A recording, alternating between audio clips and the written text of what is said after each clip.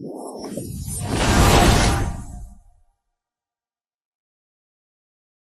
students, how are you? I hope you all are doing great today. So today we'll be starting with our very interesting and a very relatable topic, that is unitary method. The word unitary का मतलब क्या होता है बच्चों? हम जब single या individual unit के बारे में बात करते हैं, इस मेथड में बच्चों हम डिटरमिन करेंगे values in relation to the single unit. For example student की एक कार जो है उसमें हमारा इतने किलोमीटर जो है वो ट्रैवल करती है इतने लीटर ऑफ पेट्रोल. तो बच्चों हमने यूनिटरी मेथड का यूज करके ये निकालेंगे कि 1 लीटर पेट्रोल के लिए वो कार जो है कितनी किलोमीटर तक चल पाएगी. इन अदर वर्ड्स एक ऐसा मेथड बच्चों जिसमें हम वैल्यू निकालेंगे 1 यूनिट की in reference to find the multiple units, इसको हम बोलते हैं बच्चों unitary method. Now let us understand the application of unitary method by an example. Suppose कीजिए बच्चों राम ने जो है हमारे 12 बनानास खरीदे 36 के, तो 12 बनानास की कॉस्ट है बच्चों. अब हमें यहाँ पे 1 बनाने की cost that is 3 rupees. Similarly बच्चों सिंगल बनाने की कॉस्ट मिल गई 15 बनाने की कॉस्ट कितनी हो जाएगी बच्चों? 45 रुपीज. इन एसेंस की बच्चों जो हम वैल्यू निकालते हैं मल्टीपल आइटम्स की वो हमें गिवन होती है. हम सिंपली क्या करते हैं, टोटल वैल्यू को डिवाइड करते हैं नंबर ऑफ यूनिट से एक वैल्यू की यूनिट निकालने के लिए. That is called the unitary method. Next is our profit and loss. Mister Jain जो है बच्चों वो एक होलसेल डीलर है पेन्स के. उसके बाद वो पेन खरीदते हैं फैक्ट्री से और उन्हें बेच देते हैं शॉप पे. और बच्चों वो जो है पेन्स खरीदते हैं 220 पर बॉक्स एंड वो सेल करते हैं 245 पर बॉक्स. नेचुरली बच्चों उन्होंने जो है कुछ मनी अर्न की है इन द होल ट्रांजेक्शन. उन्होंने बच्चों जो है इतना अर्न किया है. तो बच्चों ये उनका क्या था, कॉस्ट प्राइस था 220 एंड 245 उनका सेलिंग प्राइस है. तो बच्चों ने जो 25 रुपीज का प्रॉफिट हुआ है. तो वो प्राइस जिस पे बच्चों हम किसी आइटम को खरीदते हैं that is called the cost price. जिस प्राइस पे बच्चों हम किसी आइटम को सेल करते हैं सेलिंग प्राइस. अगर सेलिंग प्राइस ज्यादा होता है cost price say that means profit हुआ है. एंड प्रॉफिट का फॉर्मूला होता है बच्चों that is selling price minus cost price. क्या होगा बच्चों अगर मिस्टर जैन जो पेन को बेच रहे हैं उनका अमाउंट अगर कम है कॉस्ट प्राइस से, तो इसका मतलब बच्चों कि सपोज कीजिए 195 पर बॉक्स उन्हें मिला है और उनका सेलिंग प्राइस जो है बच्चों वो कम है. तो इसका मतलब जो है मिस्टर जैन को क्या होगा बच्चों, लॉस होगा. दैट इज कॉस्ट प्राइस जो होता है वो बच्चों हमारा जो है ज्यादा होता है जब सेलिंग प्राइस से. तो इसका मतलब there is a loss. Loss is equals to cost price minus selling price. तो हमें बच्चों ये क्लियर हो गया कि सेलिंग प्राइस अगर ज्यादा होगा तो लॉस होगा, प्रॉफिट होगा, अदरवाइज क्या होगा, लॉस होगा. अगर बच्चों आपको कॉस्ट प्राइस निकालना है, सेलिंग प्राइस और प्रॉफिट गिवन है, तो ये हमारा फॉर्मूला हो गया that is cost price is equals to selling price minus profit and cost price is equals to selling price plus loss. अगर बच्चों आपको सेलिंग प्राइस निकालना है और कॉस्ट प्राइस और प्रॉफिट गिवन है तो आप क्या करेंगे, प्रॉफिट है तो ऐड ऑन कर देंगे, लॉस है तो आप कॉस्ट प्राइस में से सब्ट्रैक्ट कर देंगे. Now let's start with carry on. See whether there is a profit और लॉस. आपको बताना है यहाँ पे बच्चों प्रॉफिट हुआ है लॉस हुआ है. कॉस्ट प्राइस 245 था, सेलिंग प्राइस 280 है. तो बताइए बच्चों, वेरी गुड स्टूडेंट्स, मैम जो है इसमें क्या हुआ है बच्चों, प्रॉफिट. इन दिस एग्जाम्पल हमें बोला गया बच्चों कि शॉपकीपर ने जो है डिक्शनरी खरीदी है 135.5 रुपीज की और उसे वो पेजी 163 रुपीज पे. तो बच्चों प्रॉफिट हुआ है loss, very good students, ma'am profit हुआ है. क्यों? क्योंकि सेलिंग प्राइस जो है वो हमारा ज्यादा है and that two of 27 rupees का प्रॉफिट हुआ है. इन द नेक्स्ट वन हमें बोला गया बच्चों एक स्टैम्प कलेक्टर जो है उन्होंने एक रेयर स्टैम्प खरीदी है हमारी और उसको उन्होंने सेल किया है बच्चों इस प्राइस पे. तो प्रॉफिट हुआ है लॉस हुआ है बच्चों, वेरी गुड स्टूडेंट्स, कि मैम हमें जो है सेलिंग प्राइस जो है वो निकालना है. प्रॉफिट हमें गिवन है तो हम क्या करेंगे, सेलिंग प्राइस निकालने के लिए कॉस्ट प्राइस और प्रॉफिट को ऐड कर देंगे and after adding these two terms 17,190 हमारा क्या है, सेलिंग प्राइस.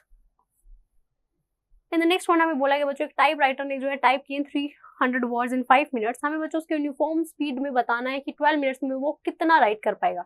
1 मिनट का निकालेंगे बच्चों, 1 मिनट में मैम वो हमारा कितना राइट करेगा उसको 12 से मल्टीप्लाई कर देंगे. So that is 720 words he can write in 12 minutes. Start with practice 4.1 students. हम यहाँ पे जो है कॉस्ट प्राइस गिवन है, लॉस गिवन है और सेलिंग प्राइस निकालना. तो आप क्या करेंगे बच्चों, for the selling price you will do cost price minus loss. That's how you can find the selling price. In the next one हमें बच्चों यहाँ पे इन सब में ये बताना है कि प्रॉफिट हुआ है या लॉस हुआ है.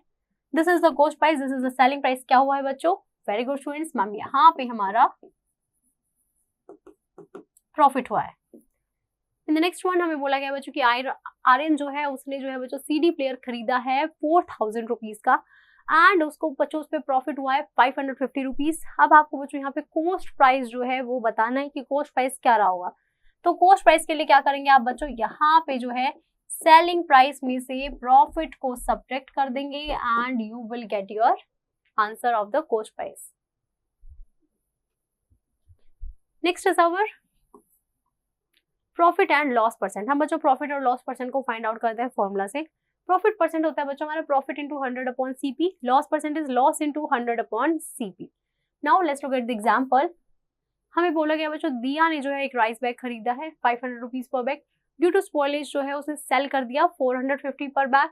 अब हमें गेन और लॉस परसेंट बताना है। ये हमारा सीपी है बच्चों, दिस इज एसपी। अब हमारा सीपी जो है वो ग्रेटर है, दैट मींस लॉस हुआ है, दैट इज 50 पर बैग। लॉस परसेंटेज कितना है बच्चों, that is 10%। In the next example हमें बोला गया बच्चों कि रवि ने जो है वॉशिंग मशीन खरीदी है 15,000 रुपीज की एंड सेल की है 17,000 पे।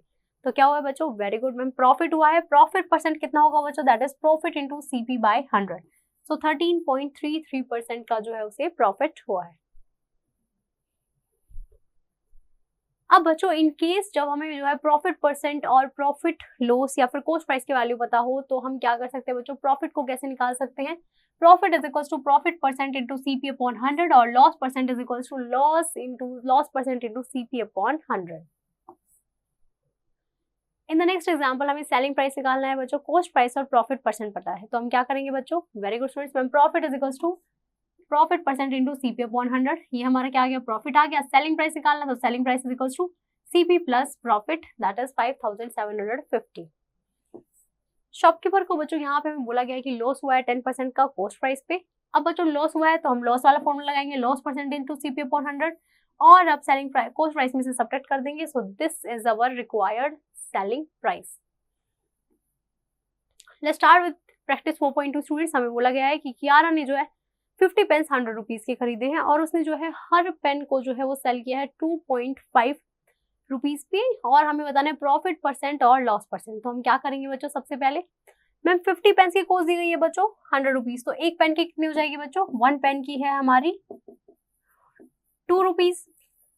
अब बच्चों हमें बोला गया उसने 2.5 पे बेचा, दैट मीन्स उसको very good students ma'am profit हुआ है। अब आप क्या करेंगे बच्चों, आप फॉर्मूला लगाएंगे प्रॉफिट इंटू सीपी बाय 100 का and you will find out कि कितना उसे जो है प्रॉफिट परसेंट हुआ है। That's how you can solve the remaining part students. Next is our conceptual assessment. In the first part आपको बोला गया बच्चों सेलिंग प्राइस अगर हमारा लेस है कॉस्ट प्राइस से तो हमारा क्या होगा बच्चों, very good students ma'am there is a कि बच्चों कॉस्ट प्राइस जो है वो हमारा क्या है, कम है, तो इसका मतलब मैम जो है उसे क्या हुआ होगा, प्रॉफिट हुआ होगा। That's how you can solve the remaining part students. Now next is our activity sheet. अब बच्चों हमें बोला गया कि 4 शॉपकीपर्स जो है वो टी शर्ट्स खरीदते हैं एक मैन्युफैक्चरर से एट अ रेट ऑफ 275 पर टी शर्ट। फिर वो 4 जो है वो डिफरेंट रेट्स पे जो है उन्हें बेच देते हैं। तो कौन से शॉपकीपर ए बी सी में से किसको जो है मैक्सिमम प्रॉफिट हुआ होगा बच्चों, ये कॉस्ट प्राइस था। अब बच्चों बताइए इनमें से किसको जो है मैक्सिमम प्रॉफिट हुआ होगा, very good students ma'am that is C, जो शॉपकीपर है जिसने 395 में बेचा है उसे जो है सबसे ज्यादा जो है हमारा प्रॉफिट हुआ होगा। Now I hope you have understood the chapter pretty well. You just have to practice exercise questions and don't forget to revise this topic again, students.